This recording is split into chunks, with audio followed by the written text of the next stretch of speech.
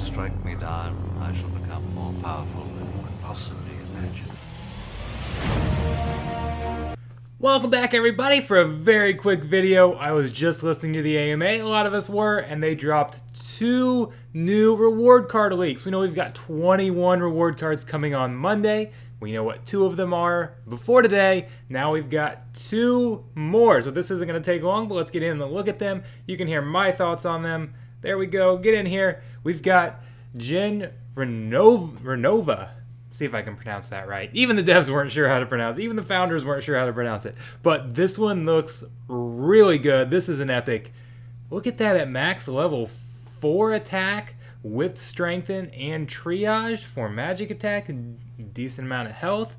I like that card. That's going to be one I absolutely want, no doubt about that. That strengthen and triage are very good, and now you're pairing that with lots of damage. A lot of times those are combinations that you see on support cards. You don't usually see those on attackers. So that's going to be a kind of a new combination that I think is going to be to work very well. That card's going to have quite a bit of demands. Then we've got a death card. Death, my favorite Splinter. We've got the Harklaw. This is interesting. Legendary. This is a legendary card. We've got a decent amount of armor and health here. We've got shield, which is obviously very good for a tank. We have immunity. You don't really see a lot of immunity in death. And that can be big because what does death do? Death inflicts tons of debuffs.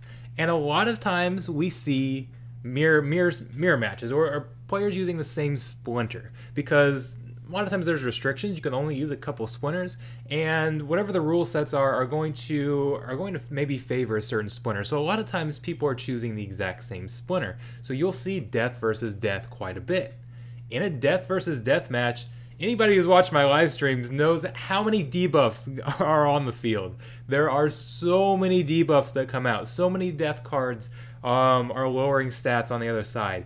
Having this immunity can be very, very big if you're going against death. And like I said, we know that a lot of times the same Splinters face each other because rule sets kind of lead towards that direction. Not all the time, but you're more likely to see that. So having a death card that has immunity in general is just a very, very underrated stat. So having this on a tank with shield and then decreasing melee on the other side, you're still inflicting your own debuffs. It's going to be very strong against melee characters because you've got the shield plus you're decreasing their melee attack. So a very, very good melee tank. And I'm excited for that one. I'm excited to add that to my death team. In the new modern format, I'm gonna lose my Lord of Darkness. I'm going to lose my Lord of Darkness. In the modern format, so I need to find a replacement. And this looks like it could be a fairly solid option. Another tank with shield. So I'm definitely excited about that, and can't wait to pick that one up myself. So stay tuned, guys. There's a lot more coming. We still have 17 reward cards that we don't know anything about, and that's all coming on Monday. I can't wait. I cannot wait to see these new reward cards and start pulling out of packs, see what they go for on the market. Are the prices going to be high at first?